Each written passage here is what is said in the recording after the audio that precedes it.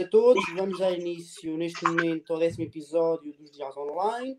Hoje temos como convidada a Ana Catarina, que é uma professora. Eu conheci a Ana em Viseu, no momento em que estudava a minha licenciatura na ESEF, e os nossos caminhos cruzaram-se por Aveiro, e hoje ela é a nossa convidada neste episódio.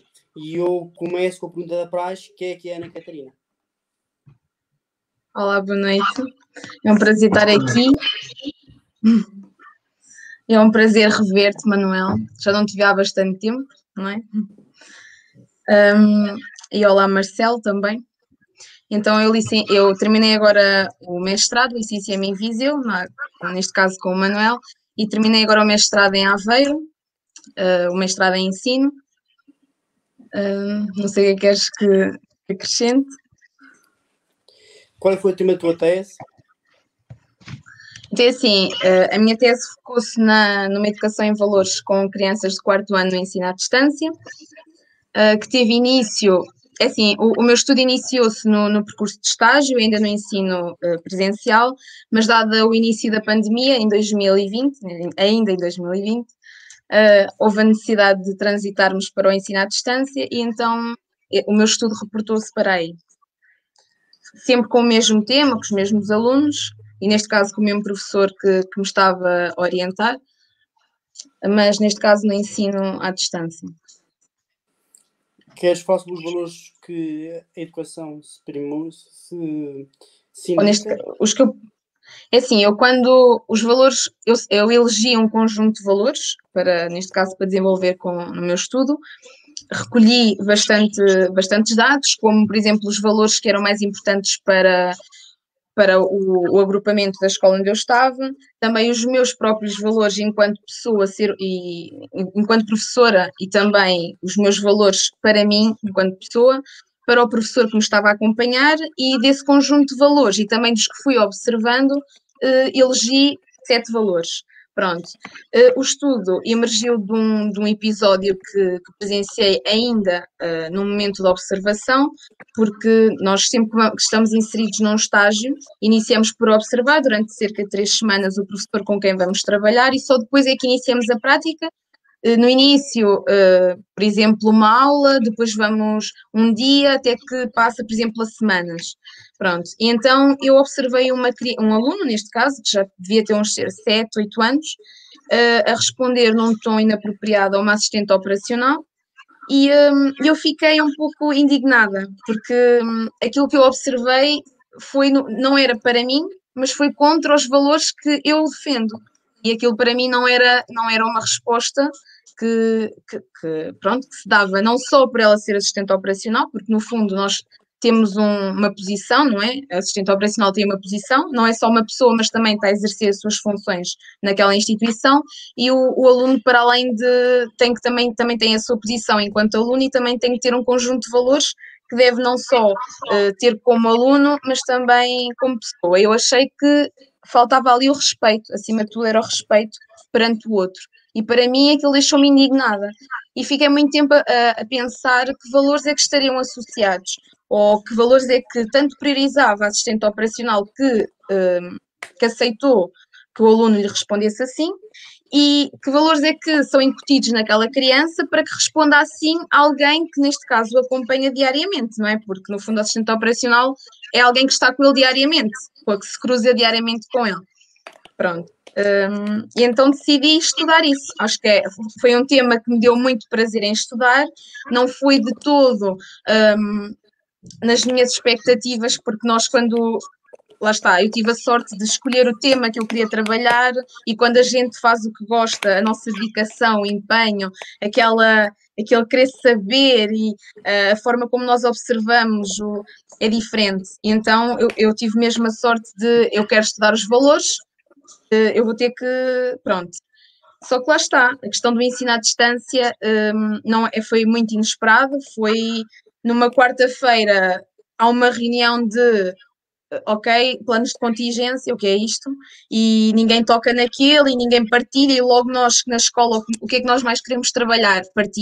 Partilhar, a amizade, e então ninguém partilha, é muito difícil dizer a uma criança não podes encostar a borracha, porque existe um vírus. E então foi assim uma situação muito complicada, muito pronto, assim um bocadinho assustadora até para nós, acho que foi para toda a gente, mas não só para nossos estagiários, mas todos os professores sentiram-se muito, vamos dizer à Nora, muito perdidos, o que é que a gente vai fazer, e nesse mesmo dia, ao fim, pronto, nesse mesmo dia, já assim, fim da tarde, já não havia mais estágio. Eu, meu Deus, o que é que eu vou fazer à minha vida? Porque acabou, o que é que agora? Eu estava a começar de dar os primeiros passos. Pronto. Então, isto, entretanto, saiu o ensino à distância, começaram as aulas no ensino à distância, houve a necessidade de mudar um projeto que já tinha, lá está, um projeto com muitas sessões, muitas atividades, com aqueles valores já definidos e pronto, e quando nós definimos um projeto não temos a noção das necessidades, das mudanças que são necessárias fazer e mesmo só no fim, quase no fim é que eu percebi, ok, há aqui certos pontos que, por mais que eu tenha mudado, ainda tinham que sofrer mais alterações. Daí também ser um projeto, uma pessoa nunca tem tempo, pelo menos em contexto de estágio e neste caso de mestrado, nunca temos tempo de estar sempre a fazer vários ciclos de investigação e é impossível estarmos constantemente a procurar melhorias. E também não só as dificuldades de ensino à distância, porque eu não senti só essas dificuldades, senti também dificuldades mesmo do outro lado, pais, dos alunos, acima de tudo. Catarina, eu gostaria de fazer uma questão antes de avançarmos na temática. Sim. Quais foram os principais resultados da tua dissertação, da tua investigação? Em termos de valores, quais foram os valores que, após a conclusão do teu estudo, identificaste como os valores que devem prevalecer em detrimento de outros, aqueles mais importantes? Eu percebo mesmo a tua pergunta e eu, antes de fazer esse estudo, era exatamente o que eu achava, que ia recolher um conjunto de valores, tipo como se fosse um padrão, género, aquelas crianças têm aquele valor. Daí, quando eu vi aquela situação de que aquele aluno respondeu de uma forma que para mim não era correta, eu achava o quê? Que o valor do respeito devia ser o principal, ou um dos principais. Pronto, então, após esse estudo, eu percebi que cada ser humano é um indivíduo, não é? É singular, possui um conjunto de características muito próprias e também percebi que, por exemplo, quando nós pensamos em valores, pensamos em quem? Na nossa família, por exemplo, não é? No mundo que nos cerca, na sociedade, na escola, e então deve haver sim um conjunto de valores que é quase como padrão, que é um conjunto de valores que todas as pessoas deverão ter. E a verdade é que não foi possível identificar esse padrão. Deu para perceber que essa ideia de que, ok, esta criança deve possuir este... Até o próprio professor, quando delineou os valores que para ele, enquanto professor, são importantes, ou para os alunos, porque eu depois também fui buscar os valores que os alunos achavam que eram importantes para a sua família e os valores que eram importantes para si e eles não, e os valores que eram importantes para o professor, na sua perspectiva enquanto professor, e o que ele achava que era importante para os seus próprios alunos, ou seja, um professor conhece os seus próprios alunos. E a verdade é que aquilo que o meu estudo demonstrou é que os alunos têm quadros axiológicos muito diversos e estão em constante transformação. Então não deu para dizer todos os alunos têm este valor. Por exemplo, sei lá, a amizade. Não. E o interessante é que um valor que eu nunca dei ênfase, achava importante, nem considerava, na verdade, um valor, era a liberdade. No projeto educativo do agrupamento, dizia lá que a liberdade era um valor. E eu, quando li aquilo, achei, ok, tudo bem, é um valor, está certo. Mas para mim não era nenhum valor. Se calhar, se tu me perguntares, diz-me um valor que é importante para ti, é a humildade, por exemplo, ou o respeito. Daí eu tive ficado indignada. E hoje eu percebo que a liberdade é tão importante. E tu tens que, no fundo, se calhar ter este tipo de situações, como tivemos a pandemia, para teres a noção da necessidade de seres livre, de poder estar com os teus, nem que seja com os teus colegas, neste caso, que eu acho que foi algo que eles sentiram muito, foi este distanciamento. Ana, e eu aproveito para te perguntar qual é que foi a amostra do teu estudo e qual é que foi o teu tipo de estudo? Investigação-ação. E qual é que foi a amostra? Me estás a perguntar. Exatamente, qual é que foi a amostra? Foram os alunos, neste caso os alunos com quem eu estava no estágio. Só com Foram essa quantos? turma. Foram quantos? Cerca de 20. Porque assim, é um bocadinho. Porque lá está, tu tens tens atividades que propões, mas também tens atividades que, no fundo, são anónimas. Tu nunca, não consegues perceber quem é que responde, nunca, não. Por exemplo, tu até tens um conjunto de alunos, mas o facto de estar no ensino à distância, tu não consegues ter garantias que todos os alunos te vão responder. Foi o caso. Porque assim, se estás no ensino presencial, estás na aula e eles trabalham. Se tu estás no ensino à distância, tu não podes entrar pelo computador de cada aluno e exigires que realizem as tarefas. E por mais que tu arranjes estratégias, que eu tentei, não é? Como, por exemplo, ter sessões individuais, o que dá muito trabalho, porque pensa, uma hora de aula de sessão síncrona, neste caso, tu não consegues ou lecionar a sessão de qualidade, ou porque um fala, ou porque o microfone, ou porque o outro não ouve, ou porque há ruído, ou porque aparece um pai, ou porque inúmeras coisas.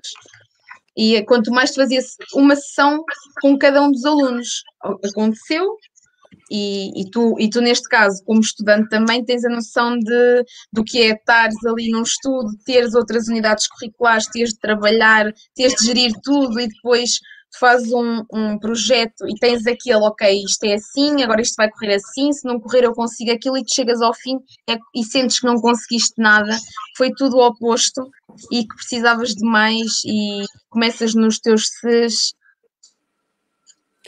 E faz muito bem na parte do ensino. E eu coloco essa pergunta: se achas que as novas tecnologias têm impacto na mudança do paradigma no ensino-aprendizagem nas escolas do século XXI? É assim, eu acho que as tecnologias são ainda, infelizmente, encaradas quase como um bicho, eu acho que o que falta aos professores, e eu li alguns artigos sobre isso, não é? Porque também inclui as tecnologias, porque uma das minhas atividades era estudar a toponímia de Ilhavo. Eu até às vezes brinco, eu conheço mais Ilhavo do que Viseu, que é a minha cidade. E um dos objetivos era mesmo envolver os miúdos com as novas tecnologias, porque elas têm muitas potencialidades. E a verdade é que eles adoram. Eu acho que o que falta na educação é os professores pegarem nos seus medos, que são as tecnologias, e reestruturarem essas ideias e promoverem atividades que os incentivem, porque assim, teres um aluno, seja qual for a idade, e até mesmo nós, já adultos, estares ali uma hora, olhar para o professor, ou ouvir, ou fazer exercícios, ou o que for, é muito chato. E então eles adoravam as tecnologias e eu cheguei a fazer atividades no ensino presencial, colocá-los em grupo, porque era algo que eles não sabiam que era estar em grupo, o que era ouvir o outro, o que era partilhar ideias, e num ano de transição em que tu vais do quarto para o quinto ano, existe essa necessidade de estares a trabalhar as maiores dificuldades. E então eu utilizava muito ou a questão de vídeos, ou realizar jogos como o Kahoot, entre outros. Eles adoravam, eles estavam sempre a perguntar quando é que havia mais jogos, ou quando é que víamos mais vídeos, porque era muito... Pronto, eles não tinham aquele incentivo e o ser humano, e principalmente as crianças, têm aquelas necessidades de estarem constantemente a ser estimulados. E lá está. E nós vemos, por exemplo, nas escolas, que as escolas têm quadros interativos, mas não os usam. Eu nunca vi um professor, enquanto meu professor, a usar o quadro interativo para dar aulas. E nas escolas onde eu estive, têm quadro interativo e não dão aulas. Porquê? Para que é que o colocaram lá? Percebem? E mesmo nos artigos que eu cheguei a ler, falavam lá que os professores são conscientes das potencialidades por exemplo, dos telemóveis, que foi algo que eu também trabalhei com eles, mas que acham que os alunos se vão distrair. Lá está. E então acabam por achar que usar é a melhor solução e não tentarem outros pontos de partida. Ana, queres fazer uma pergunta que é, e acho que uma função geral, porquê é que achas que os professores não usam os quadros interativos? Porquê é que achas que isso não acontece assim, e a tecnologia não é mais usada nas aulas? É assim, eu vou dizer isto na minha opinião, não é? Não consigo dizer isso de outra forma. Não sei se será a falta de formação, porque muitos professores não têm formação com as tecnologias, ou ou não têm aquela vontade, aquela preparação. Acho que todos os professores deveriam ter formação nessa área, porque no fundo a tecnologia está em constante avanço e os professores, falando aqui na educação, não estão a querer, ou não estão a saber, ou não estão a querer acompanhar e pronto, é a era em que nós nos encontramos. Pronto, não sei se é uma opção. O Marcelo, agora passo-lhe a palavra. Uma vez que estás a tocar neste ponto, eu lanço também uma pergunta. Gostava de perceber, uma vez que referes que, e bem, a meu ver, que existe muita dificuldade por parte dos professores e dos técnicos escolares em utilizar tecnologia que muitas vezes a escola já tem, nomeadamente os quadros interativos, mas isto refiro-me essencialmente às escolas que conheço, vou conhecendo ao longo da vida. A maior parte destas escolas, para além do quadro interativo, a maior parte da tecnologia está completamente obsoleta. Seja aquela tecnologia que deve ser estimulada, utilizada pelos alunos, portanto, refiro-me essencialmente às bibliotecas escolares, desde os computadores, os leitores de vídeo, está tudo demasiado obsoleto. Portanto, acaba por ser aqui um bocadinho um contrassenso, apesar de ser necessário realizar formação, eventualmente junto dos professores e dos técnicos, até de alguns auxiliares seria interessante, e ter uma cultura mais tecnológica, porque efetivamente isso, quer nós queiramos ou não, será o futuro do ensino, e esta pandemia acho que nos vem mostrar muito isso, vem-nos apressar um bocadinho o passo, ou tentar apressar o passo. Ao mesmo tempo, colocou a nu muitas das dificuldades que existem e muitos dos handicaps que existem nas escolas, e considero que um desses handicaps é precisamente a falta, ou não é a falta, é mesmo o facto destas tecnologias estarem completamente obsoletas. Qual é a tua visão sobre esta situação, sobre este paradigma? É assim, estava a tentar associar isso ao meu percurso, não é? A nível do meu estudo. Por exemplo, na minha sala também, onde eu estava a realizar o meu estágio, também havia os quadros interativos, não eram utilizados, eles serviam como para projetar, era só isso a sua função, apesar de que o professor que trabalhava comigo passava muitos vídeos, só que eu acho que o conceito, se calhar, de utilizar as tecnologias não é só nós, se calhar, transmitirmos, por exemplo, agora que vou ao computador na sala, não é? E passo um vídeo, certo? Já é mais interativo, não é? Já capta mais a atenção do que se eu estiver ali a debitar, que não é suposto estar ali a debitar informação. Mas eu acho que o mais importante é nós darmos a tecnologia para o aluno. E isso aconteceu, porque na escola onde eu estava nós tínhamos portáteis que podíamos utilizar.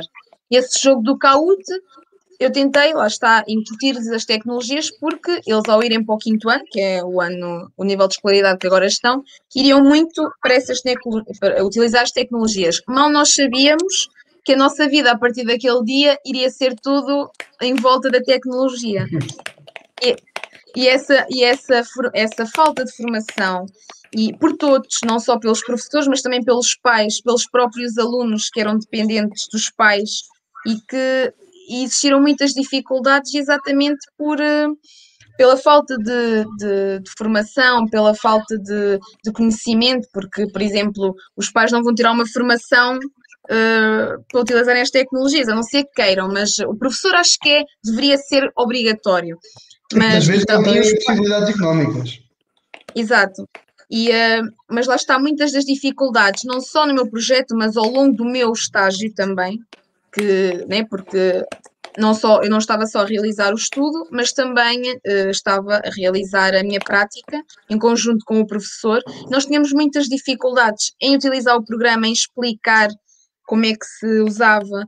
Depois, por exemplo, a gente construiu um jogo e ele não funcionava, e depois porque eram imensas dificuldades que se voltavam a isso pela questão da tecnologia, e dificuldades são básicas, né? Vamos chamar como básicas. E lá está, e no fundo os miúdos se há altura ou se há época em que eles estão mais interiorizados, né, a viver mais com a tecnologia ou agora, não só pela pandemia, mas estes miúdos nestes últimos tempos é tudo nos tablets, telemóveis e não dá para fugirmos ao óbvio, não dá. Professora Ana, tenho aqui uma questão para si. Você acredita nas desigualdades de educação? Acha que esta pandemia está mesmo a pôr a cru estas desigualdades? Ou acha que Nas há outra desigualdades, forma de educação? É assim, Qual é que é a sua opinião? eu experienciei o grupo de alunos que eu tinha, uns tinham que utilizar telemóveis e não conseguiam aceder aos documentos, ou porque ficavam muito pequenos, ou porque o telemóvel não tinha capacidade suficiente para abrir, ou porque não tinham computadores e os pais tiveram que ir a correr comprar um. Outras crianças não tinham mesmo posses e estavam à espera que viessem os computadores que o município ia dar, ou que ia emprestar, ou que não sei quem ia emprestar. Ou seja, esse é outro ponto que na pandemia se verificou, é mesmo a desigualdade, principalmente no acesso, que depois desencadeia as dificuldades de aprendizagem, né? Porque também acho que o ensino à distância não favoreceu mesmo a aquisição de aprendizagens, nem já aquelas que já tinham sido adquiridas ou que tinham inicialmente sido adquiridas e necessitavam ser consolidadas. Eu penso que agora tocaste num ponto muito interessante, que, Manuel, já te passo a palavra só um segundo, só para não fugirmos desta temática. Esta pandemia que trouxe, como o Manuel disse e muito bem, a cru estas desigualdades, muitas vezes sociais, eu considero que o facto da alternativa escolhida, porque era a que tinha que ser, nomeadamente através da telescola, como bem se lembram, e através das aulas online, digamos assim, através do Zoom ou de outras plataformas, a verdade é que esse tipo de ensino, que era um ensino possível, volto a repetir, veio privar os jovens, estudantes, alunos, de algo que se calhar, pelo menos do meu ponto de vista, é tão ou mais importante do que nas matérias lecionadas, que é a questão da socialização, da relação entre pares, de todas as competências sociais e relacionais que são colocadas em prática, porque devem também vir do berço, do nosso contexto familiar, e aí na escola serem mais aprimoradas, digamos assim, refinadas. Eu pelo menos tenho esta perspectiva, mas a verdade é que este tipo de ensino prejudicou de tal forma este tipo de competências que eu considero que é tão ou mais importante do que as matérias lecionadas, lá está, porque não é a matéria que está depois na base de um desenvolvimento integral de um jovem que será um futuro adulto, ou uma pessoa que nós esperemos que seja uma pessoa responsável, alguém que tenha capacidades, que são pessoas que futuramente vão governar o nosso país, alguns deles, são o futuro da nossa sociedade.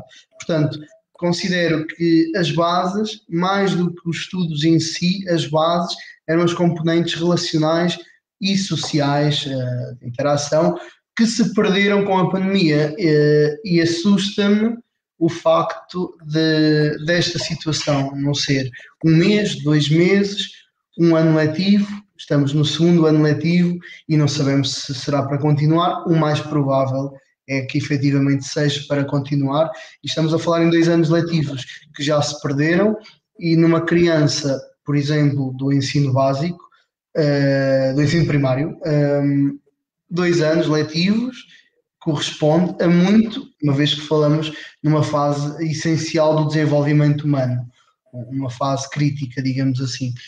E considero que realmente este é o grande problema em termos escolares e em termos desenvolvimentais para as crianças e para os jovens que a pandemia trouxe. E eu queria só mostrar aqui os comentários que temos tido, da Mariana, que disse boa noite, e acho que podes refletir, acho que podemos todos refletir sobre isto, sobre a questão dos quadros interativos, que se não estará a ver com o método que o professor usa mais eficaz. Acho que todos podemos falar um pouco sobre isto. Só e antes refletir. disso, aquilo que o Marcelo estava a dizer é verdade, eu concordo também, e é um bocadinho frustrante, não é? Porque nós não sabemos, estamos um pouco à deriva, nem sabemos quanto tempo é que isso vai durar e as dimensões que isso poderá ter. E acho que nós às vezes se calhar não refletimos muito, mas acho que, por exemplo, esses meus alunos estavam no 4º ano e lá está, já sabiam ler, já sabiam escrever, era mais fácil. Eu acho que as maiores dificuldades ainda estão para os alunos mais pequenos, não é? Aqueles que estão a iniciar a escrita Precisamente. e a oralidade é muito mais difícil. Vamos dizer uma coisa sobre isto, Ana? A questão do uso dos quadros interativos também terá a ver com o método que o professor considera mais eficaz. Sim, sem sombra de dúvida.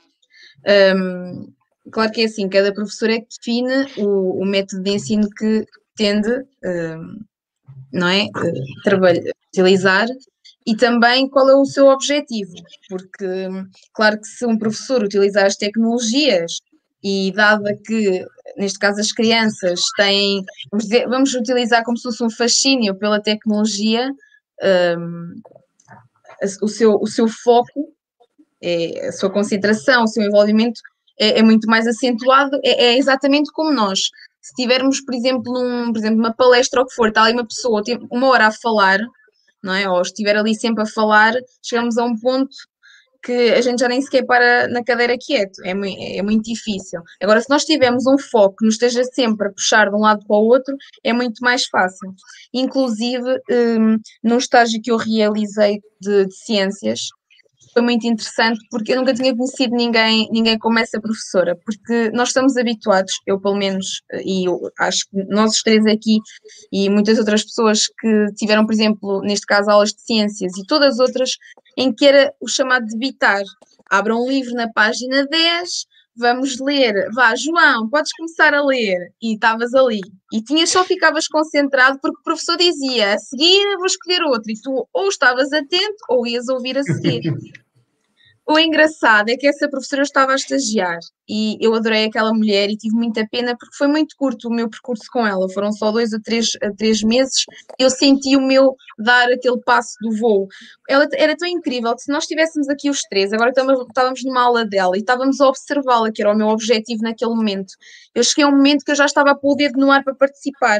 Estava-me a esquecer que eu era a professora estagiária e não a aluna, porque ela dava aula de ciências, não era, neste caso, a debitar, não estava a transmitir, que não é o objetivo, não é estás ali a transmitir, mas sim também a possibilitar aos alunos de estarem a procurar o seu próprio conhecimento. E era mesmo incrível a forma como ela dava. E ela não utilizava assim tantas tecnologias, ela utilizava mais a pesquisa. Ok, poderia estar associada à tecnologia sim, mas pedia-o para pesquisar em casa, ou conversava, ela conversava muito, ela dava aula a conversar, como se nós estivéssemos aqui. Era mesmo muito, muito interessante. Ela obrigava o próprio aluno a questionar o seu próprio conhecimento e a chegar à resposta correta, mas por si, e não porque na página 10 está lá a dizer que isto. É mesmo muito interessante. Ana, As várias visões. Isso foi onde? Viseu ou Aveiro? Aveiro. Mas essa professora é de Viseu. É Viseu? É. Mas foi tua professora? trabalha. Em Viseu? Não. Ela é professora lá em Aveiro. Foi minha professora, acompanhou o meu estágio. Oh, Catarina, deixa-me só colocar-te uma questão no seguimento do que acabaste de abordar, que me pareceu bastante interessante, este exemplo da professora que observaste. Tanto quanto sei, este tipo de método de pesquisa em que obriga o aluno a refletir e a ser autodidata, isto associa-se muito aos métodos de ensino nórdicos que têm efeitos, a meu ver, muito positivos. É um estilo de educação, portanto, de formação académica, de formação escolar, totalmente diferente dos países mediterrâneos, como o nosso, por exemplo. É um estilo de formação do aluno que eu penso que acaba por trazer benefícios muito grandes, e nós vimos isso pela própria cultura nórdica.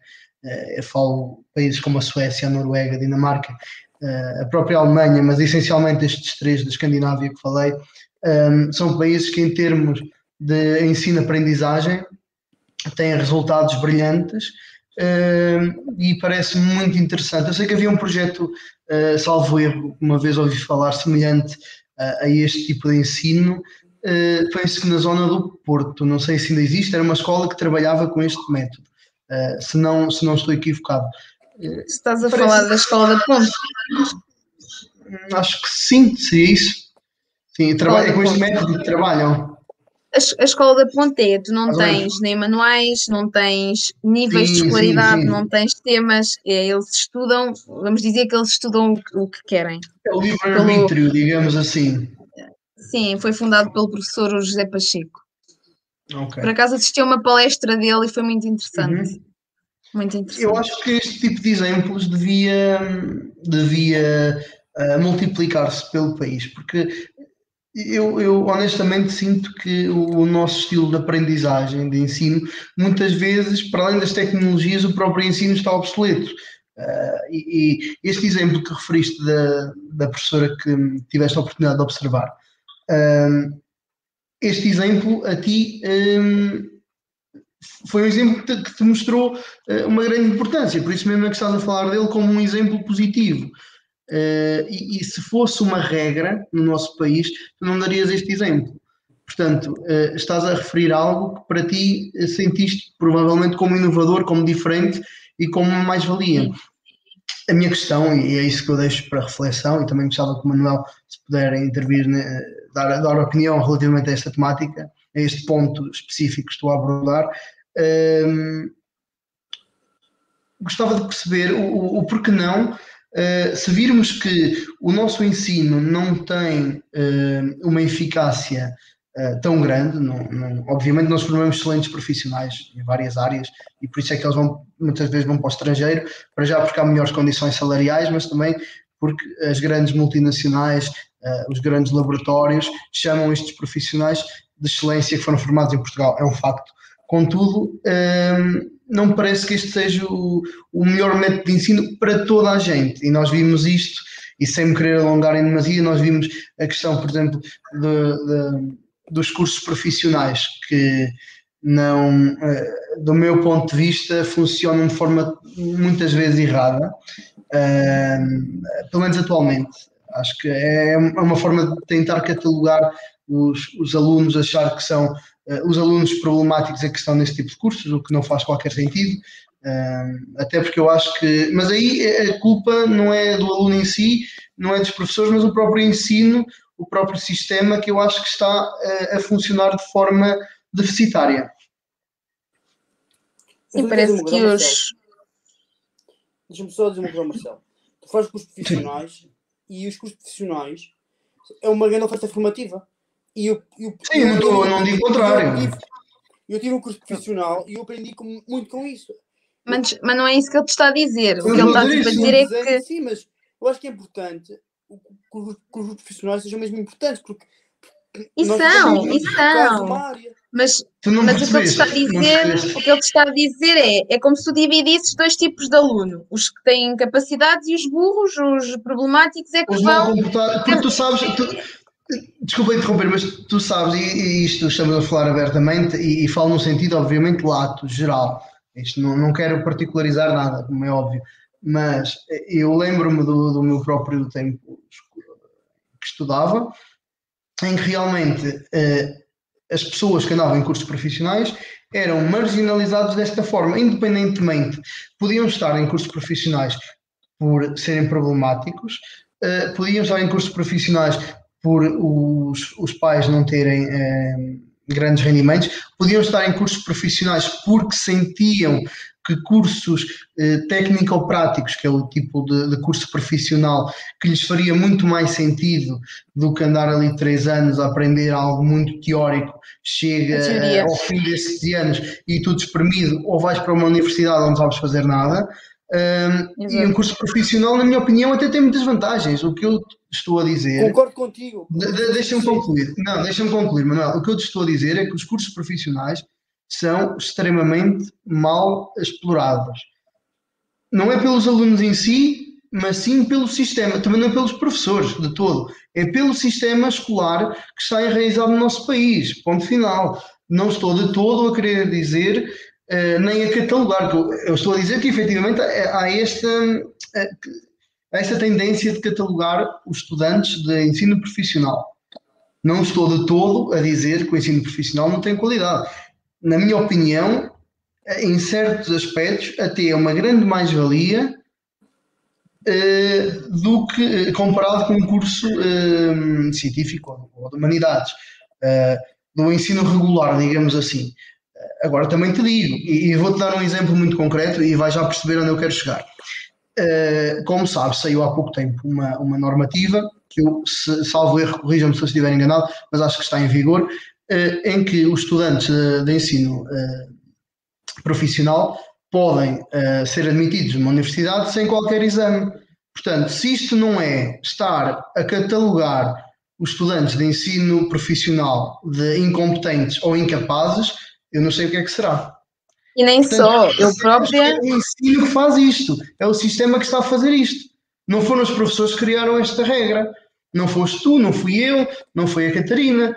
Foi o sistema que está a marginalizar, está a facilitar em demasia a vida aos cursos profissionais, nesse aspecto. E isto está a segregá-los. Manuel, é a mesma coisa. E nós já tivemos aqui um debate com o Alexandre muito interessante sobre a questão da diferença e da deficiência, da inclusão. E a verdade é que quanto mais tu tentas falar em inclusão e tentas diferenciar as regras para uns e para outros, mais estás a segregar e mais estás a dividir. Compreendes? Não, mas eu concordo com o que tu disseste, mas eu acho que os profissionais são mesmo mais ali para o ensino. E tem que ser bem aproveitado. São. E eu acho que nós. Isso é bem aproveitado. Eu acho que. Deixa-me fazer uma coisa. Eu estive na Guarda e fiz um 7 para entrar na universidade. Eu acho que isto tem que ser bem aproveitado. E os nossos percursos têm que ser formativos e têm que ser assinados. E são. Os profissionais são aproveitados. Não tens de estar a ter necessidade de estar a explicar isso. Sim, eu não estou do contrário. Mas não me segregar ninguém. É tudo muito direcionado. É tudo muito direto. Sim, mas lá está. Mas o que nós estamos a dizer é que no fundo é quase como tu desvalorizasses ou olhasses para um profissional e a verdade é essa. Para mim, eu cresci com a concepção errónea de que um profissional é para aqueles que não... Mas é tal e qual como os professores na minha época, não é assim há muitos anos, mas que dizia, não tem notas, vais para um profissional. Só tens negativas, vais para um profissional. Às vezes não é falta de capacidade ou é falta de estímulo. Porque assim, tu tens de ser um bom professor, percebes? Tu tens de cativar. Acima de tudo, tu para teres um aluno não quer dizer que por mais que o catives, ele pode simplesmente não ser bom ou não, ou ter algumas dificuldades que naquele momento não estejam, ou naqueles nos conteúdos não estejam a permitir conseguir pronto, realizar aquela unidade curricular, o que for. Mas lá está, os profissionais são muito associados a mesma falta de capacidades e ninguém tem as faltas de capacidades, não é? Há pessoas que são melhores a uma coisa, outros que são melhores a outra. Os cursos profissionais são igualmente válidos.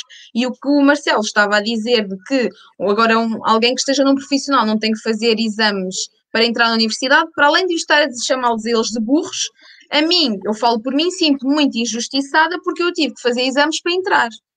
Certo? Sim, isso também não é uma igualdade. Isso também não é igualdade. Sim, claro, concordo com tudo o que foi dito aqui até agora, mas é assim, temos que perceber uma coisa.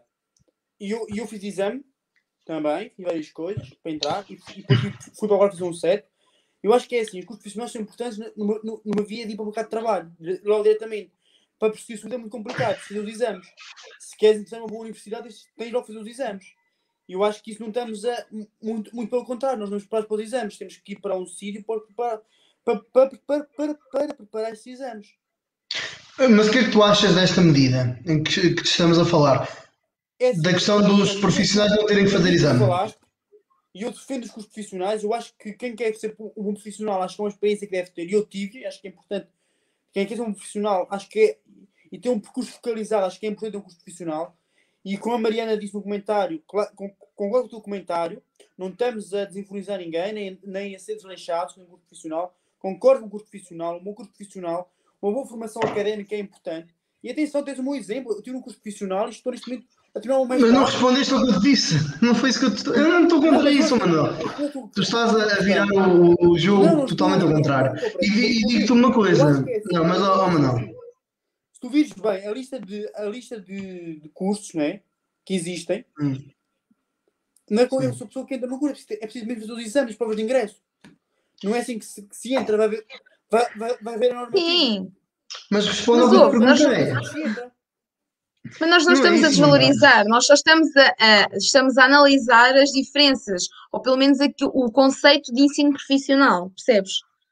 Manuel, eu até vou mais longe. Eu acho que o facto de tu estás a ter necessidade de estar a justificar e a mostrar a mais-valia de um curso profissional é porque tu sentes que o curso profissional é desvalorizado relativamente, não é que tu desvalorizes, mas que tu sentes que a sociedade desvaloriza. Porque senão não estavas aqui a justificar-me que fizeste uma formação na guarda. Não, percebes? Estás a compreender? Não estou a desvalorizar, estou a mostrar-me que eles realmente são. Não estás a desvalorizar. Tu estás a mostrar que a sociedade desvaloriza. Agora, a minha pergunta, que tu ainda não me respondeste, Manuel, deixa-me terminar o raciocínio. A pergunta que eu te estou a fazer e que eu gostava que me respondesses é, e estamos a fugir aqui um bocadinho do tema, mas só gostava de perceber qual é a tua posição relativamente a esta normativa dos alunos do ensino profissional não terem que fazer exame de admissão ao ensino superior, a uma universidade. É só isto.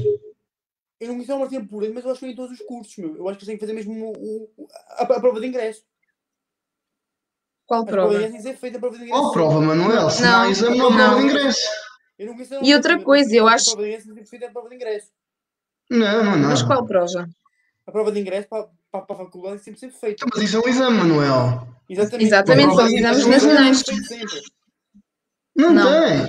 Não sabes a lei, então, pronto. Não estás por dentro disso. Não estás enganado. Mas a Catarina certamente te explicará melhor. Sim, eu também ouvi. Eu também ouvi isso. Pronto. Também... Mas estamos a fugir muito do tema, não é tudo isto que nos trouxe. Até porque nós estávamos a abordar a questão dos métodos de ensino nórdicos e neste caso, os europeus e percebermos, pelo menos era o meu ponto de vista, esta diferença. Eu acho que também, no fundo, se nós formos pensar na questão do método de ensino que temos, ou que, neste caso Portugal tem, não é? Muito transmissivo, e se calhar pensar um pouco nessa experiência que eu tive em que os próprios alunos tinham que procurar saber, realizar pesquisas, eu acho que isso também, se nós reportarmos isso para nós enquanto cidadãos e pensar que, por exemplo, se nós estivermos habituados, ou se uma criança estiver habituada, no fundo, a que um professor esteja ali a debitar, nem tem aquela curiosidade que, no fundo, é estimulada quando tens que ir pesquisar para saber, que é o caso tanto dessa experiência como desses países nórdicos. Acho que mesmo como o próprio aluno e como a própria pessoa, vais ter sempre aquela tendência de procurar conhecimento, saberes mais além do que aquilo que tu, no fundo, até precisas para aquele momento. Isso acho que tem outras dimensões, mas também acredito que vai ser muito difícil de mudar o ensino que temos. Por mais que existam um professor aqui, ali e ali, mesmo esse professor da Escola da Ponte, ele queria, nessa palestra que ele deu em Águeda, foi em Águeda, que ele está, neste caso, no Brasil, estava na altura no Brasil, e lá a educação está a aderir a esse método de ensino e aqui não. E no fundo, então, se ele aqui nós não o quisermos ouvir, ele foi procurar quem o ouvisse. E o objetivo dele é mesmo promover essa forma de ensinar, mas eu acredito que não vai ser muito fácil. Está demasiado enraizado. E outra coisa, é mais fácil, não é? É muito mais fácil estar ali a seguir algo. É o nosso conforto, não é? E sair da nossa zona de conforto às vezes é difícil, é trabalhoso. Eu tenho opinião sobre isto. É assim, eu acho que a educação vem de casa, em primeiro lugar. Eu acho que a educação vem de casa. a educação vem de casa e o que a escola de ponto faz é um projeto fantástico. Mas a educação, estás a confundir conceitos. Uma coisa é a educação, outra coisa é o ensino. Tu estás a falar de educação em termos de regras de comportamento. Isso é que vem de casa. O resto não vem. Sim. Tu achas que isso vem de casa? Acho que há muitas vêm de casa. E acho que a educação tem que mesmo Eu não acho. partir para o ensino. Assim.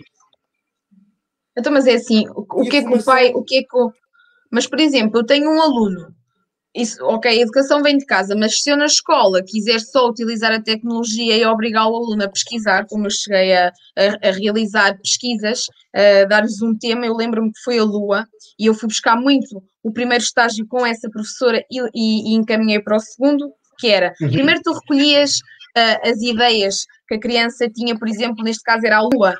Primeiro tu fazias uma recolha de ideias, por exemplo, no quadro. Depois eles iam pesquisar e ao fim de terem as ideias corretas, neste caso, né, relativamente à Lua, nós íamos ver o que é que estava mal e modificar para o que estava bem. Então, o que é que o pai em casa vai intervir com a forma como eu quero ensinar? Nenhuma. Porque eu tenho a liberdade de, no fundo, escolher a forma como eu quero ensinar. Até porque temos muitos pais... fazer o trabalho de casa. O quê? E pode dar um apoio. Mas dar um apoio... Mas isso não vem de casa, Manuel. Pode dar um apoio ao filho fazer as coisas direitinhas, fazer o trabalho de casa, apoiar. Olha, ainda bem que tu puxas esse assunto. Eu vou-te dar um exemplo. Uma coisa um ponto muito positivo do ensino à distância é a relação que tu crias, ou pelo menos que tu pensas que tu crias, com os pais enquanto professor, que não é muito fácil, porque o pilar escola e o pilar família, já nem falo na sociedade, mas estes dois pilares são fundamentais para um aluno, tanto enquanto pessoa como a questão de aluno. E deviam andar sempre em sintonia e ser cúmplices e, no fundo, andarem constantemente a comunicar um com o outro em prol, neste caso, do aluno. O ensino à distância obrigou-me, por mim, que nunca tinha tido muito essa experiência, e porque cresci a ouvir que os pais não querem saber da escola, e é verdade, a verdade é essa. Há muitos pais que realmente não lhes importa o percurso escolar dos seus filhos, porque no ensino à distância, as crianças, como estavam no 4º ano, tinham a necessidade de ter ali um encarregado de educação. Era mesmo obrigatório por parte do agrupamento ter ali alguém que o acompanhasse, não é? Porque, pronto, não, tem 9 anos e a sua ligação com as tecnologias, ora aí está, é escassa, não é? Pelo menos na ideia, nessa ideia, e tinha a necessidade de ter ali um adulto, e nem sempre estava. E muitas vezes, quando eu no fundo, precisava do feedback dos pais, da presença dos pais, para eu enviar, por exemplo, as atividades, seja do projeto ou não, e eram os pais, mesmo que os alunos o fizessem, os pais tinham que me remeter.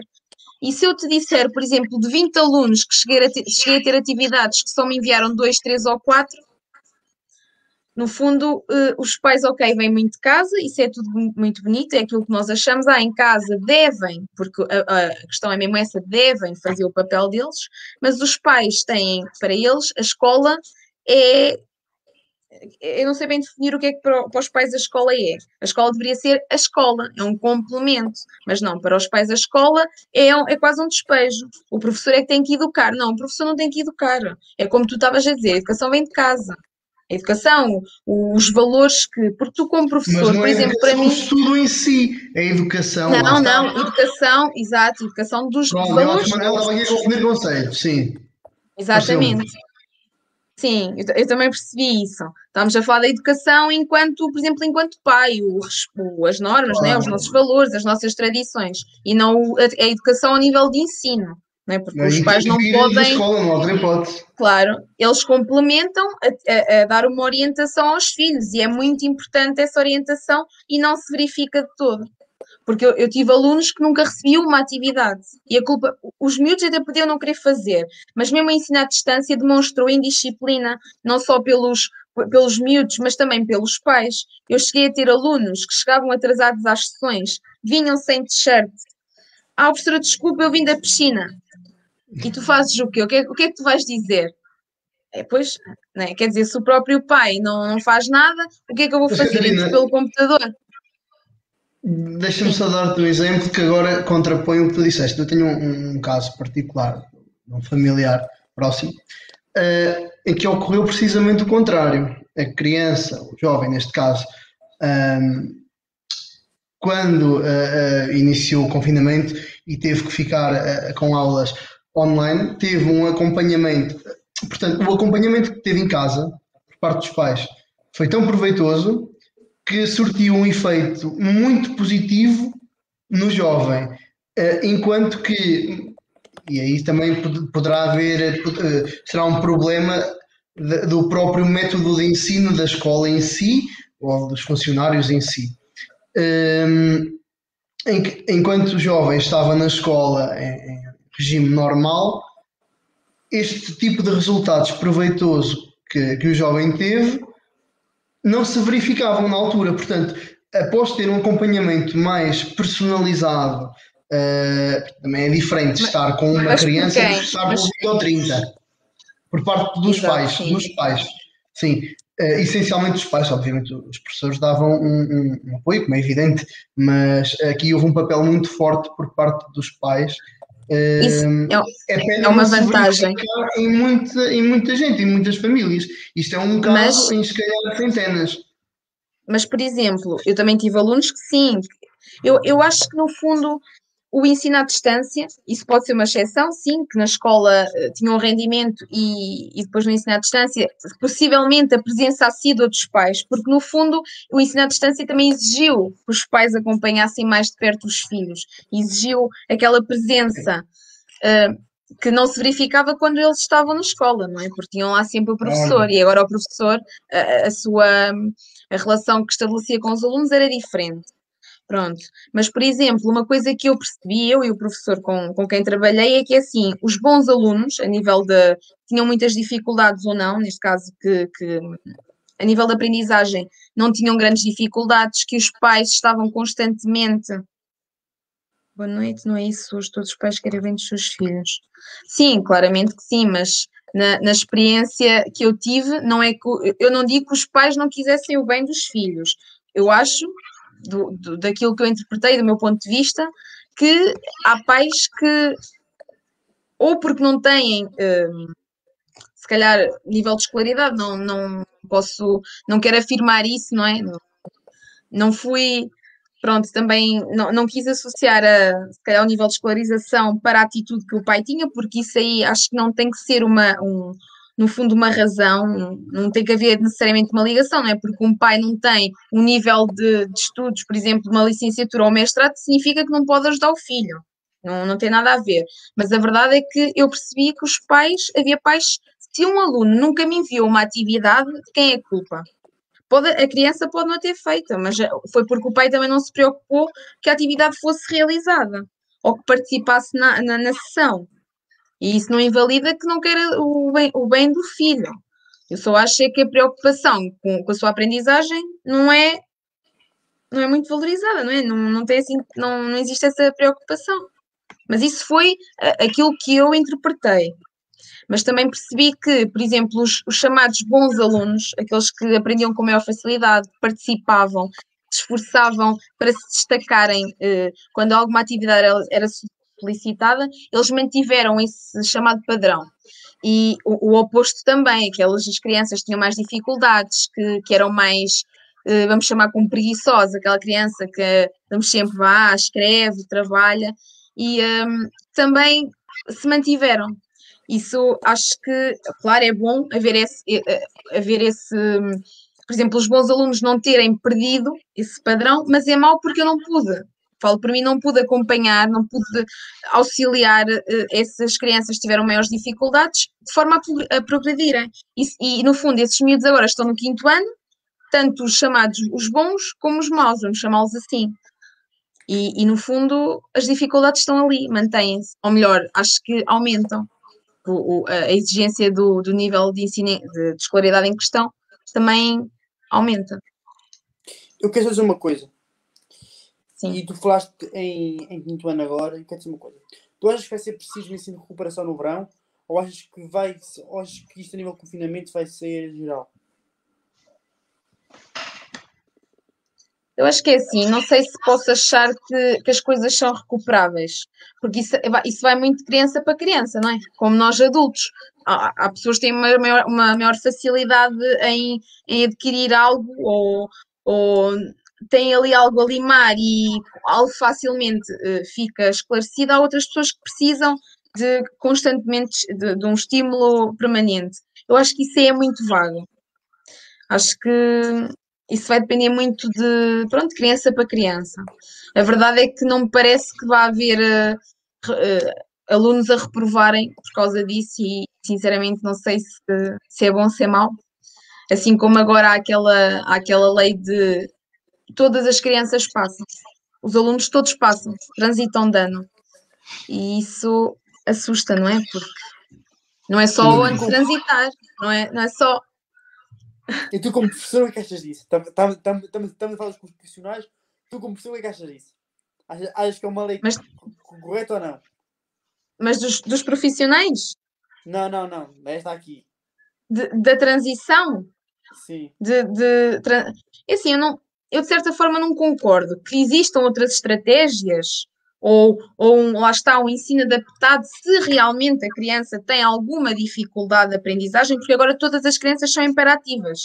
Tu não podes ter uma criança mais mexida que já é uma imperativa. Espeta-lhe aí com um bocadinho de medicação que ela tem que parar. Não. Então agora funciona tudo assim. Acontece? Catarina, desculpa, mas sabes porquê que isso acontece? Porque é muito mais fácil, seja para um agente escolar ou para um pai, muitas vezes, justificar o comportamento de um filho diagnosticando ou pseudo-diagnosticando a criança com hiperatividade, com PHDA. É muito mais fácil do que realmente dizer que a criança é mal comportada. Muitas vezes nem é mal comportada, é própria da idade, mas não há sensibilidade, seja pelos agentes escolares, que infelizmente vê-se ainda alguns profissionais que não conseguem segurar as crianças numa sala de aula. Acredito que seja realmente muito difícil, mas a verdade é que nem toda a gente será hiperativa.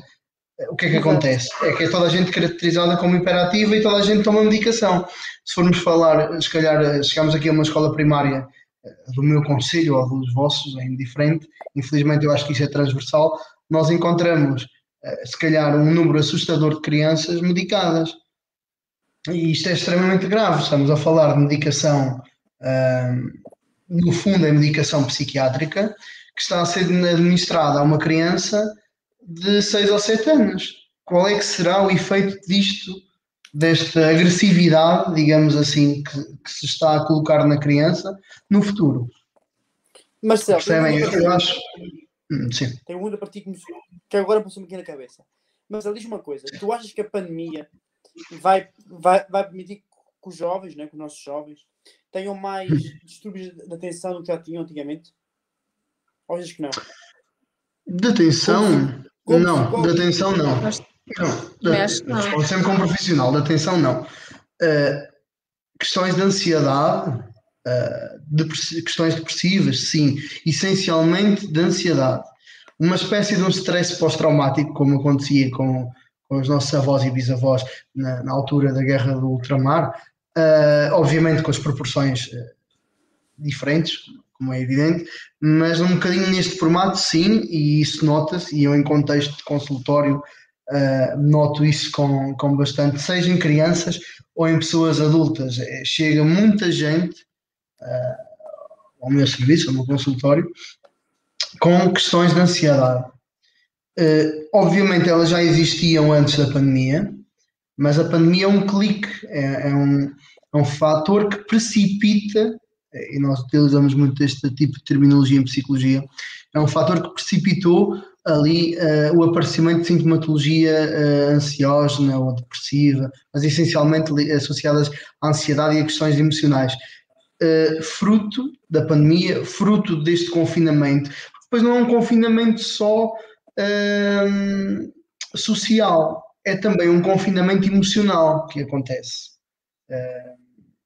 Que acontece um bocadinho com todos nós. todos nós acabamos por estar mais confinados. Porque não é só o sair e beber um copo com um amigo, ou sair, ir ao cinema, ou sair e jogar futebol. Não, vai muito para além disso. Nós estamos, as pessoas estão fechadas com os seus familiares, 24 sobre 24 horas. Infelizmente, existem inúmeros relacionamentos. Isto pode chocar um bocadinho, mas existiam inúmeros relacionamentos que só se mantinham porque as pessoas não estavam demasiado tempo juntas e a maior Não se parte das conheciam, não relações, é? infelizmente, sim, no fundo é isso. Isso é assustador, mas é verdade.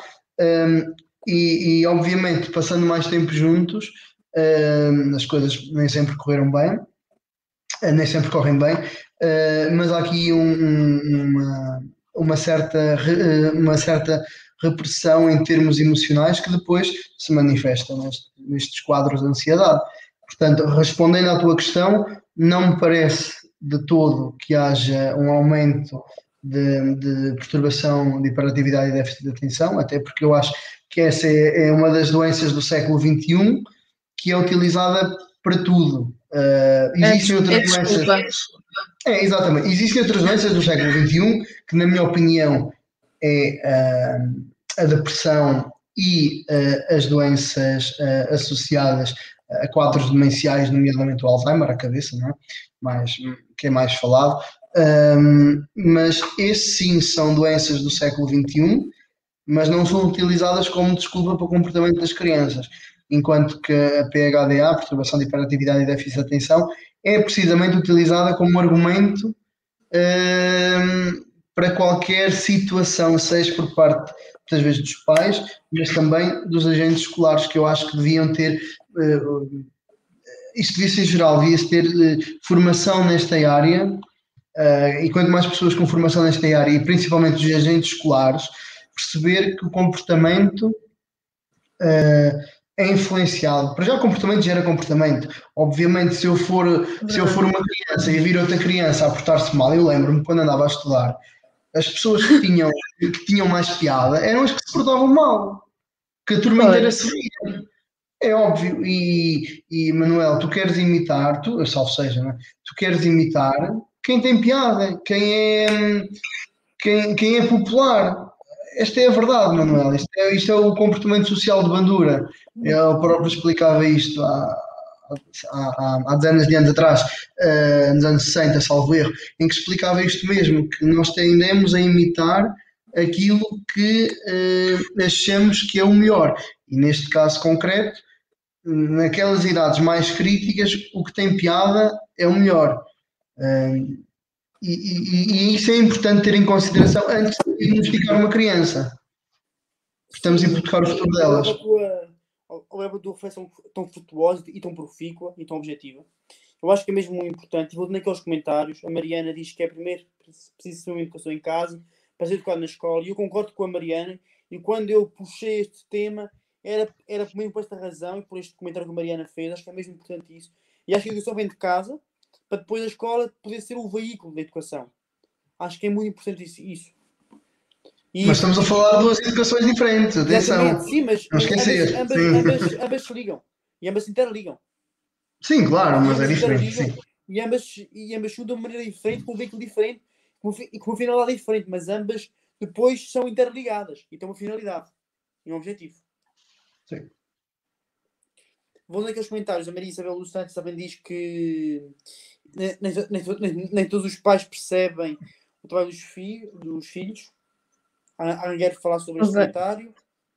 Eles agora trazem trabalhos que eu nunca dei. Eu acho que não é bem que nunca deu, eu acho que é mais a forma como o professor da sua filha, da sua filha, acho que é uma filha, que a forma como o professor possivelmente está a lecionar ou está a explicar determinado conteúdo é que pode ser um pouco diferente. Eu também verifico isso, que há coisas que agora se dão, ou da forma como se dão, que na minha altura não era. E que eu acho que há um ou outro aspecto que não é tão fácil, na minha perspectiva. Mas lá está, isso tem muito a ver com o próprio professor.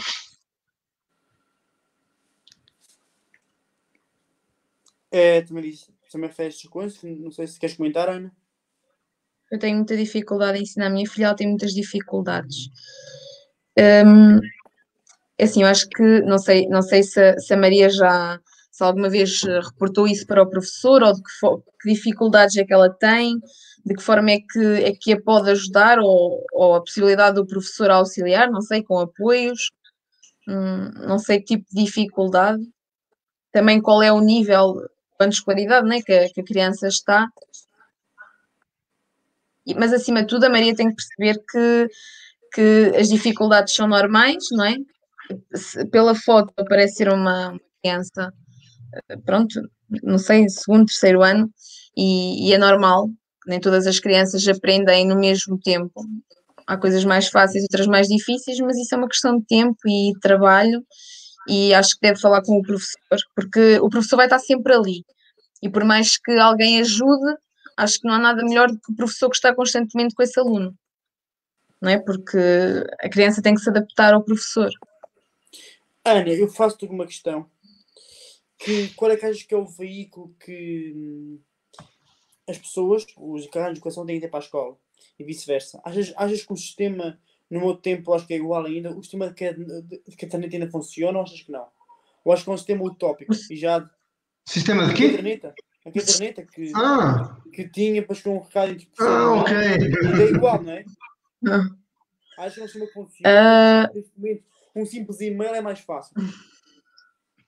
É assim. Manuel é muito tecnológico. Tradicional e moderno. Não podes É esquecer assim. que vivemos numa sociedade com muitas desigualdades. Exatamente, sim, mas E qual é que é a Sim. qual é que é a tua opinião sobre isso? Qual é que achas que é o veículo mais rápido e que transmite melhor a informação? É assim, esquecendo que há essas desigualdades ao nível da tecnologia, não é? Acho claro que é o e-mail. Não só pela questão de que se fala da poluição, do papel, e também não porque acho. eu tenho a certeza, e até porque eu tenho a certeza que vocês são do tempo de a gente vai esconder a caderneta para não mostrar o recado à mãe, não é? Não, isso é o Marcelo que faz isso. Isso é o Marcelo que estava-se mal nas aulas e Não, não, eu de nunca fiz isso todo, na de minha todo. vida. Isso era o Mas eu Marcelo, acho isso é o que mesmo, Marcelo. mas O isso, Manuel isso fazer da figas. caderneta, é, a fazer Isso é o tanto, Marcelo. isso aí da caderneta já não é muito utilizado. É assim, pelo menos lá está naquele estágio que eu tive, com a tal professora, com a primeira, a outra professora que também me acompanhava enviava por e-mail. O e-mail acaba por, não só pela pandemia, não é? Porque no fundo não pode haver aquela troca entre escola e casa, o que é um bocado estranho, porque no fundo os miúdos acabam por levar o material deles para casa, ou não é? Acabas sempre por trazer coisas de casa, nem que seja a tua roupa. E, mas acho que o e-mail, não sei, eu acho que é mais fácil. Claro, esquecendo as dificuldades, né? A questão do acesso à internet e a facilidade em utilizar o e-mail, em responder a e-mails. Claro que se formos a pensar nessas dificuldades, a caderneta em papel, não é? Em suporte de papel, é muito mais fácil. Eu acho que não Não sei se era podemos. isso que tu querias saber.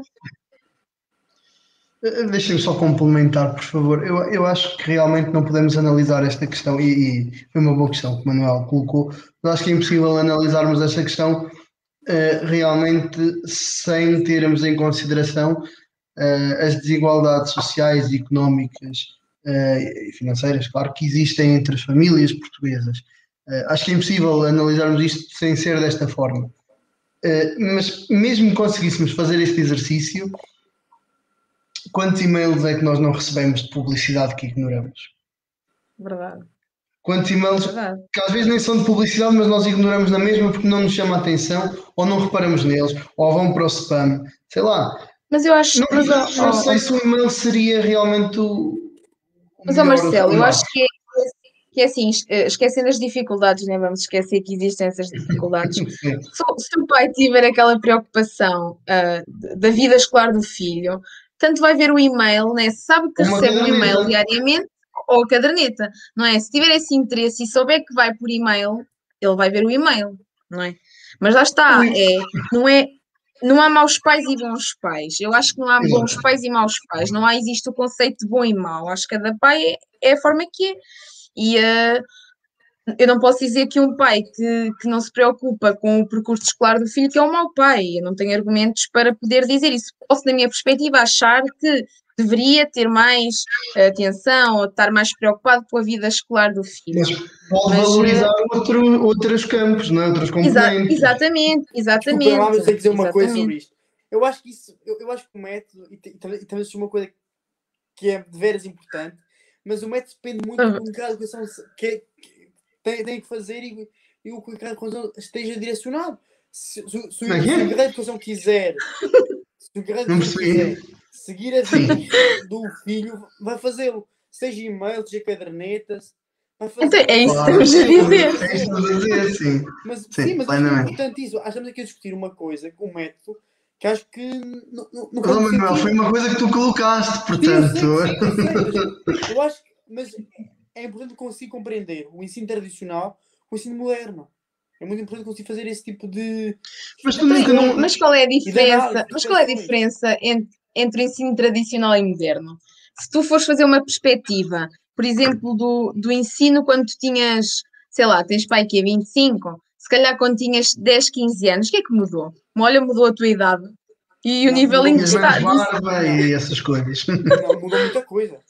O ensino mudou? Tem que mudar. Olha, eu tinha mais cabelo. O ensino da pandemia tem que mudar e das coisas. O ensino tem que tem de mudar. Tem. Não tem que mudar.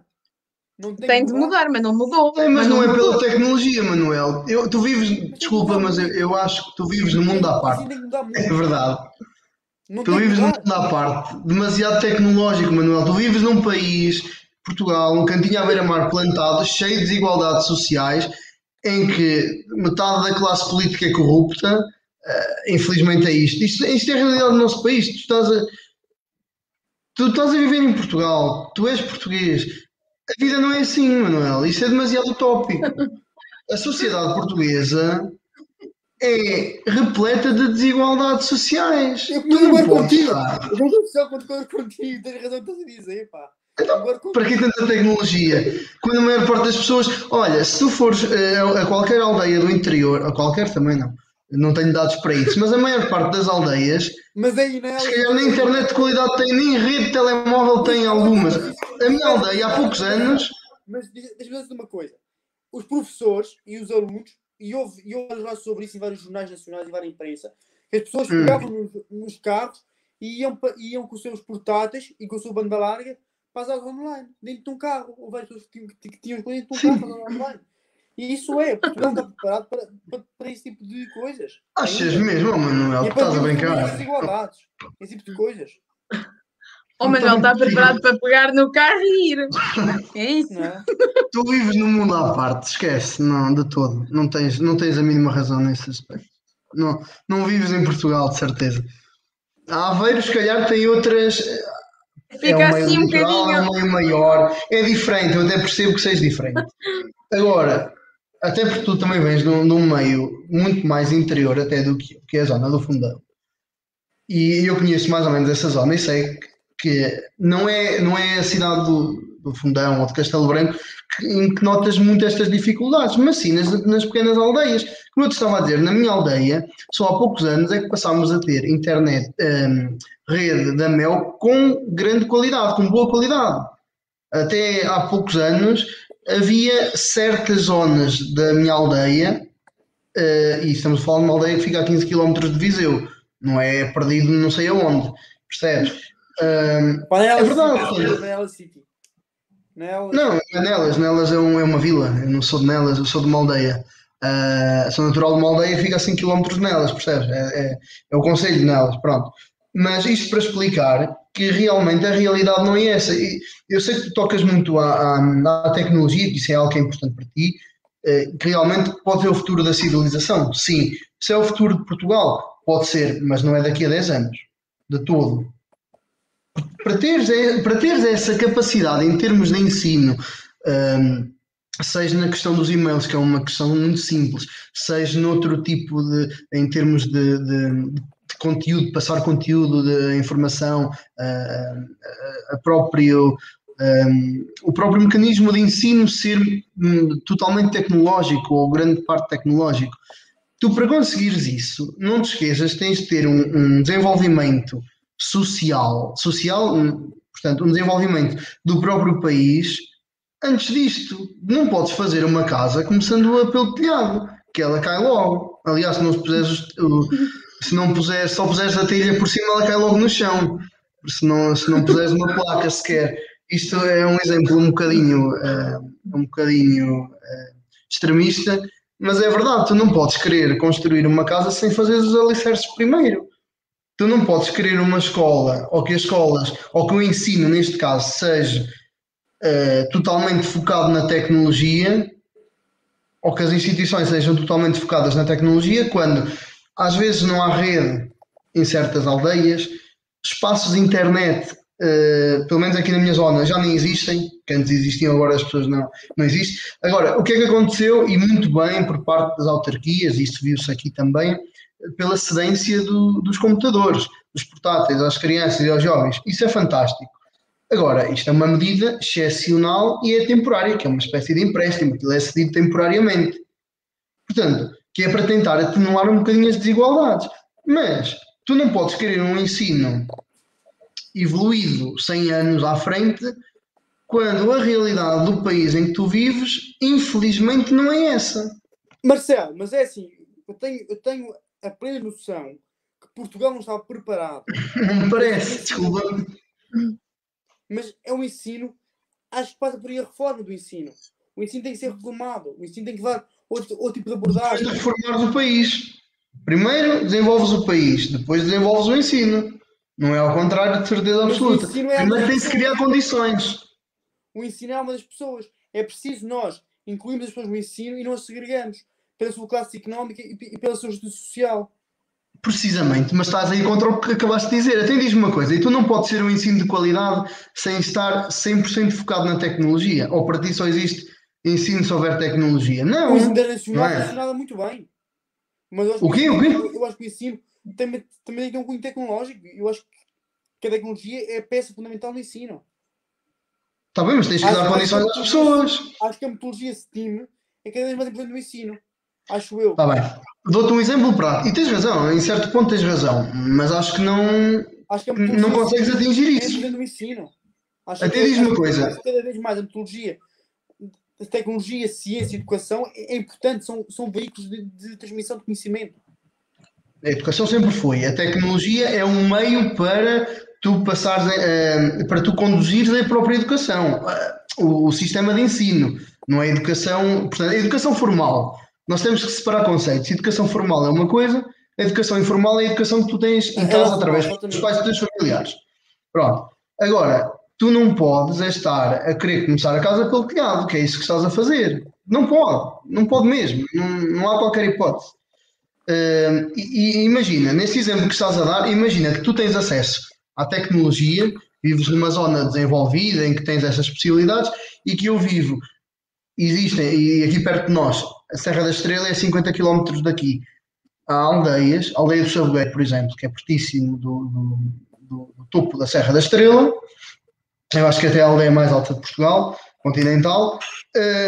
Eu acredito que se calhar lá não haja a mesma cobertura, seja de rede ou de internet, ou até de serviços, já nem vou por mais nada, mas só de serviços, que existe aqui na minha zona ou essencialmente onde tu vives em Aveiro. Portanto, imagina, tu queres fazer esta reforma no ensino e depois espetas essa reforma numa pessoa que viva numa cidade onde existe este tipo de evolução tecnológica e vais pedir a uma pessoa do Sabugueiro ou uma criança do Sabugueiro para ter aulas precisamente da mesma forma ou para o ensino funcionar da mesma maneira.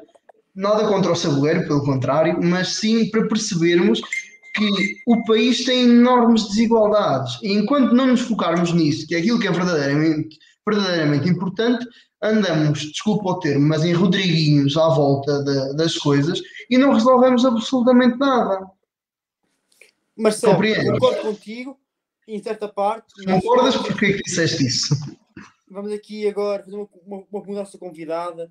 Se achas e se a nossa convidada tinha já conhecimento das plataformas e-learning e se aprendeu isso aprendeu as mesmas por conta própria, ou como é que aprendeu a mexer nas mesmas plataformas? Se houve algum apoio. É assim, tu quando estavas na ESEV tinhas essa plataforma, não é? Tu tens isso já como aluno tu tens isso e ninguém te ensina e no fundo o percurso que tu tens com a tecnologia ao longo dos teus anos como aluno também já é propício para chegares aí, né? Por exemplo, agora estamos na universidade e saberes utilizar. Mas na altura do estágio, supostamente, né, cada escola tem Mas os pais optavam por ser tudo por e-mail, porque era muito mais fácil e também porque essa plataforma da escola não permitia que os pais colocassem lá os trabalhos, ou seja, eles podiam ir lá buscar, mas não conseguiam colocar lá os trabalhos realizados como nós na universidade, quando tínhamos que submeter um trabalho, conseguíamos. Percebes? Por isso, eu não tive nenhuma formação, creio eu que tu também não tenhas tido. No fundo, tu quando vais, por exemplo, ao site da UA, tu nunca tiveste nenhuma formação, não é? A tua formação é ir pesquisar e procurares. É uma forma também de tu aprenderes, não tens assim nenhuma formação. Eu, pelo menos, eu não fiz nenhuma formação. E também acho que, assim, a nível de acesso não é assim tão difícil. Estou a falar das plataformas. Ou outro tipo de plataformas, houve algum tipo de insight, ou não? Não. Eu lecionei não, eu tive aulas pelo Zoom e dei aulas pelo Google Meet. E era fácil, mas lá está, falando pelos pais, tinham muitas dificuldades. Depois, principalmente quando era para partilhar documentos, né, ficheiros, nem todos conseguiam abrir. Às vezes, depois, por exemplo, o meu computador, que esse é outro problema, não é, mesmo as falhas tecnológicas não é só questão de existir ou não a tecnologia, são as falhas ou até a pouca rede que tu tens e não te permite assistir, né, com qualidade. Por exemplo, o meu computador não conseguia suportar a sessão. Eu tinha que estar com o telemóvel. E tu com o telemóvel, tu não consegues ver as crianças, então eu tinha que estar sempre à espera que o professor dissesse, olha, o Joaquim tem o dedo no ar. E eu, então, Joaquim, eu nem sequer o estava a ver. Foi mesmo muito difícil, porque depois, imagina, tu tens de ter o micro desligado e a câmara ligada. E o que é que eles faziam? Desligavam a câmara e ligavam o micro. E tu não consegues estar... sabes, tu não consegues chegar a todo lado e perdes muito, muito. E qual é que foi as tuas maiores dificuldades? As minhas maiores? Sim. No geral, essa foi uma delas.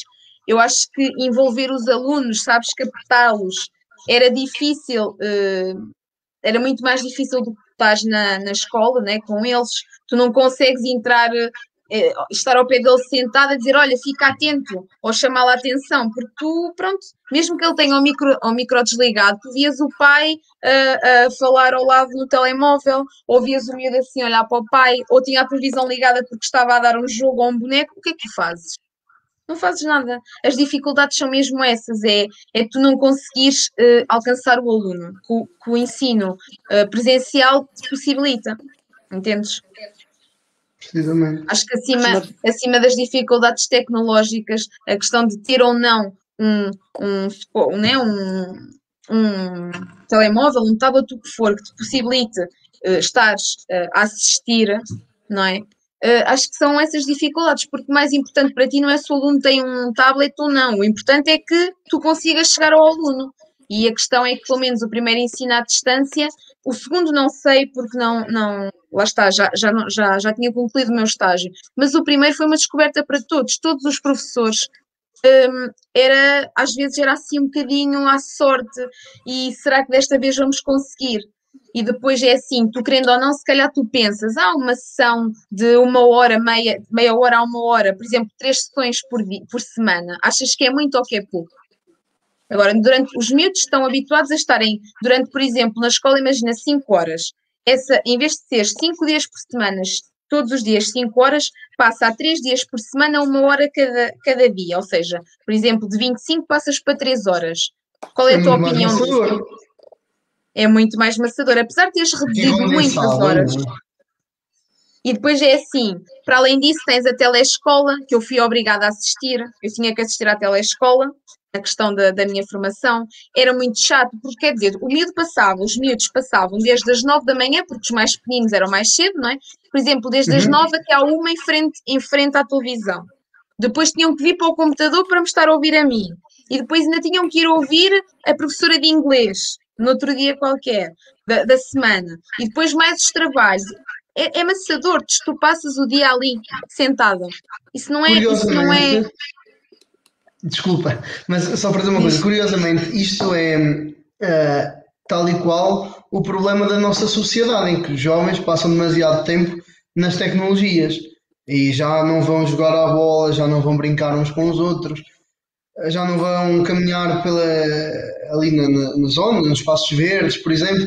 Eles já estavam, mesmo antes da pandemia, tão fechados num mundo tecnológico, que eu acho que isso é péssimo para o desenvolvimento deles. Tecnologia é importante, sim, em certos aspectos, porque promove o desenvolvimento, mas em excesso é terrível. E no fundo, a telescola, as aulas online, proporcionaram precisamente mais tempo às crianças fechadas neste mundo, neste ritmo. Obviamente com tarefas diferenciadas do que estarem no YouTube a ver um vídeo qualquer, por exemplo. Mas Marcelo, a verdade é que isto também... Eu dizer duas coisas. Primeira coisa, eu acho que é importante, e acho que é mesmo muito importante, as crianças virem brincar para a rua. E acho que sim, pois era o que eu estava a dizer. Sim, mas eu quero complementar, tu pegaste uma ideia que eu acho que é importante. E eu acho que no tempo dos nossos avós isso não acontecia. Eu acho que muito não havia internet. O que acontecer, brincar na rua. Até a televisão também é pouca, mas sim. Pois. Olha aqui um problema tecnológico, que o Manuel também ficou agora sem câmara, momentaneamente. Eu acho que foste tu vezes como ficar sem câmara, pá. Não, mas isso é para perceber, tu és demasiado agarrado à tecnologia. Sem câmara, pá, fogo. Isto aconteceu no direto passado, ou há 2 diretos. Houve uma altura que eu fiquei a falar sozinho com o convidado porque tu também tiveste um problema tecnológico. Percebes o problema da tecnologia? É isto. Estou aqui a falar, acho que aí na mesma. Sim, agora ficaste, mas já houve vezes que acabaste por sair de cena, digamos assim, mas para perceberes que realmente estas dificuldades. Mas conclui a tua ideia, para não te perderes. Eu concluí a minha ideia. Eu acho que é mesmo importante. Nós ficamos tipo brincar na rua. Acho que é importante.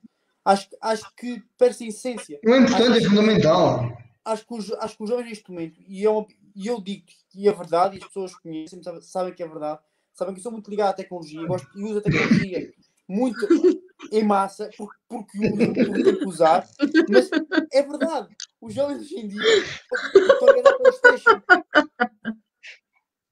Pronto. É verdade. Desculpa. É verdade.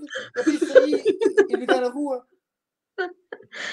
Sim, amigo, mas estás numa pandemia. Estás numa pandemia, não podes dizer assim. Não sei se estás a perceber. Não, ele sabe, sim. Mas fazer uma caminhada sozinho, não vejo problema nenhum com a máscara, com os discos, não vejo problema nenhum de acontecer. Amigo, mas vejo é mais preocupante no meu ponto de vista, ver as planadas cheias como tenho visto, do que até porque há aqui depois um problema. Com a máscara. Até porque há um problema, Manuel, e aí dou-te razão. É que tu depois, mais depressa, morres da cura do que da doença. Eu vejo e nem 8 nem 80. Eu tenho visto nas últimas semanas, muitas nas planadas e na rua, fazer coisas que não devem fazer. Mas isso é o civismo de cada um. Com uma Pronto. máscara, fazer uma caminhada do que estar o dia todo fechado no computador, a trabalhar. Ou numa Sim, aula. amigo, mas, acho que é contraproducente. Mas eles estavam em frente ao computador porque estavam exatamente a ter uma aula. Não é? Estavam no ensino à distância. Não podiam estar a faltar. Mas também acho que houve um papel importante da telescola. Não podes faltar. A telescola, apesar de eu cheguei a ver que foi um bocadinho criticada por algumas pessoas, não sei se foi muito criticada ou pouca, mas vi alguns comentários negativos. E eu valorizo todos os professores que, eu por acaso até assisti a algumas aulas por curiosidade, e independentemente de ter corrido muito bem ou menos bem, temos que valorizar as pessoas que fizeram parte desse projeto, porque como a Catarina disseste e muito bem, foi um momento novo para toda a gente e os professores não estavam preparados para isto. Eu vi algumas críticas, mesmo em redes sociais, que me deixaram bastante Inesperado, não é? transtornado. Sim, mas deixaram-me transtornado porque as pessoas criticavam do sofá, não é? É o que acontece nas redes sociais, infelizmente. Criticavam muito através do sofá que tinham em casa, porque também estavam confinadas, mas sem perceber realmente o esforço que estes profissionais, que não são atores, não são atrizes, não têm formação em representação, não têm, e estavam a ser vistos por milhares de pessoas, e fizeram um trabalho fantástico, mal ou bem, com alguns erros. Aliás, infelizmente, se nós formos ver ao YouTube, conseguimos encontrar um vídeo só com falhas por parte dos professores, ou algumas gafas, e isso é ridículo, porque a verdade é que eles fizeram um trabalho fantástico e devem ser valorizados por isso, independentemente de terem errado numa palavra ou na explicação de um exercício, o que for. Há uma coisa muito engraçada, que me foi ensinada há uns anos, e isto é transversal, certamente, se calhar vocês também já ouviram. Uma professora coloca no quadro a tabuada do 9 e engana-se numa parcela apenas. Os alunos vão criticar o erro, não vão valorizar. A pessoa fez 9 vezes a tabuada bem. Uma parcela estava errada e as pessoas criticam a parcela, não valorizam as outras 9 que estavam corretas. E isto aconteceu. Mas isso é o ser humano. Pessoas, precisamente. Isto é péssimo no ser humano. Não eu acho que ser... é isso. Sim, eu acho que é isso. Bem, já vamos fugir da educação, não é? Assim para o geral. Mas eu acho que isso destrói, no fundo, as relações. Se nós formos a pensar, muito dos desgastes, seja que relação for, é muito por aí, porque o ser humano tende constantemente em vez de se focar no que é bom, porque errar toda a gente erra, em vez de se focar no que é bom, né? Nas coisas boas, nos esforços que as pessoas fazem, não, é sempre no erro. Percebes? É o que estás a dizer. Das 10 tentativas, falhou uma, está ali. E é aquilo que se destaca. Precisamente. Felizmente isto acontece. Manuel, tens algum comentário que queiras? Marcelo, está aqui o comentário da Maria a dizer que está no primeiro. Sim, da Mariana, sim. Sim, exato. Sim. Da Maria, que está no primeiro ano e ela tem apoio em tudo na escola. É assim, eu acredito que seja um bocadinho, enquanto pais, frustrante, aquela questão de porque é que o meu filho tem dificuldades, ou porque é que ele não aprende isto, porque, claro, para nós é fácil, não é? Porque nós sabemos, só que nós também já passámos por é um processo que tem que ser percorrido, nós já passámos por essas dificuldades, possivelmente também não se deverá lembrar delas, não é? Mas é assim, está no primeiro ano é normal, foi um ano de transição e o pré-escolar para o primeiro ano vamos dizer que é um passo muito grande e é normal que ela tenha essas dificuldades, principalmente nesses anos de transição, pré-escolar para o primeiro, quarto para o quinto e por aí adiante. Por isso não tem que se estar a preocupar, ou melhor, é normal que se preocupe, mas não estar preocupada no sentido de que, pronto, do tempo que a criança irá demorar ou não. O importante é que ela está a ter apoio e pronto, é dar-lhe o próprio tempo dela, que ela irá ultrapassar essas dificuldades. Precisamente. Os pais têm. Desculpa. Eu acho que os pais têm aquela tendência e é normal, não é? De terem aquele tempo o meu filho, quando chega a este ponto, tem que ter isto adquirido, mas é assim, cada ser humano é diferente. Tanto as crianças quanto os adultos, não somos um padrão, não temos que seguir todos da mesma forma. As dificuldades são normais e ainda por cima está no primeiro ano, é perfeitamente normal, não tem que se preocupar, entre aspas, tanto. Eu, só para complementar o que disseste, e é um comentário muito breve, eu considero que toda esta questão pandémica que abordámos hoje ao longo desta hora e meia de emissão, que foi precisamente nestas idades mais precoces, se calhar desde o primeiro ou quinto, sexto ano, que a telescola e as aulas online, que lá está, mais uma vez digo, foi a única opção possível que havia, não ponho isso em causa, mas acho que foi prejudicial para essas crianças, que é quando estão a construir as principais bases. Agora, se me disserem que a universidade, o ensino secundário, que pode funcionar, mesmo daqui para a frente, mais um ano ou dois, eventualmente, em regime online, essencialmente a universidade, não me choca de todo, até porque a universidade já tem um bocadinho este contexto, aliás, esta característica mais do próprio aluno, o próprio estudante, explorar os temas e navegar um bocadinho ao sabor do seu próprio ritmo. Portanto, é um bocadinho esta característica do sistema universitário. Mas não me choca de todo que o ensino secundário também tenha essa particularidade. Onde realmente reside o grande problema é quando isto se reflete nos primeiros, segundos, terceiros, quartos, quintos, por aí fora, nestes ciclos de estudo em que a formação presencial é fundamentalmente importante. Portanto, eu considero que realmente para uma criança que tenha aulas online, uma criança de um destes níveis de ensino que abordei agora, acho que realmente é muito complicado para ela. E Sim, eu, sem dúvida. Diz. Não sei se queres falar para fazermos o episódio. Não percebi o quê? Não sei se queres falar para depois fazermos o episódio, se queres dizer mais alguma coisa. Não, era só o comentário da Catarina que estava. Não, eu concordo, não é? É claro que os mais prejudicados desta questão da pandemia, ensino à distância, etc., são mesmo os mais pequenos, porque e mesmo as crianças da creche, do pré-escolar, tu não consegues estar no computador a dizer agora está quieto, não consegues, não é? Não consegues ir atrás dele, não consegues ensiná-lo a escrever o A, é muito difícil, é.